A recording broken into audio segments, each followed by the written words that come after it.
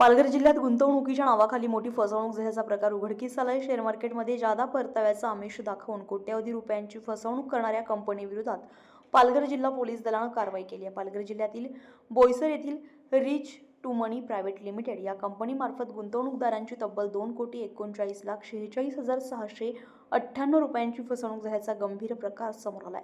या प्रकरणी तक्रारदार दीपक बाबू वरक वय वर्ष 42 हे व्यवसायाने नोकरी करणारे राहणार विरार पूर्व यांनी इतर 13 गुंतवणूकदारांसह पोलीस अधीक्षक कार्यालय पालघर येथे तक्रार दाखल केलेली होती। सन 2022 पासून शेअर मार्केटमध्ये मोठा परतावा मिळेल असं आश्वासन देत कंपनीने गुंतवणूकदारांकडून मोठ्या प्रमाणात रक्कम स्वीकारली, मात्र प्रत्यक्षात कोणताही परतावा न देता गुंतवणूकदारांची फसवणूक केल्याचं तपासात निष्पन्न झालंय। या प्रकरणी बोईसर पोलीस ठाण्यामध्ये गुन्हा दाखल करण्यात आलेला आहे।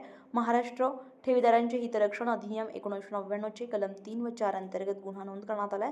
या गुन्ह्यामध्ये rich to money private limited कंपनीचा संचालक रोशन चंदनलाल जैन वय वर्ष 36 राहणार बोईसर जिल्हा पालघर याला 5 जानेवारी 2026 रोजी अटक करण्यात आली आहे। आरोपीला न्यायालयामध्ये हजर केलं असता 3 दिवसांची पोलीस कोठडी मंजूर करण्यात आली आहे। तर या प्रकरणाचा पुढील तपास पोलीस अधीक्षक यतीश देशमुख आणि अप्पर पोलीस अधीक्षक विनायक नरळी यांच्या मार्गदर्शनाखाली महिला सहाय्यक पोलीस निरीक्षक सुनीता आवणे आर्थिक गुन्हे शाखा पालघर करत आहे। शेअर मार्केटमधील आकर्षक परताव्याच्या आमिषाला बळी पडू नका असा इशारा पोलीस प्रशासनाकडून देण्यात येतोय। तर या प्रकरणात आणखी कोण सहभागी आहे का याचा तपास सुरू आहे।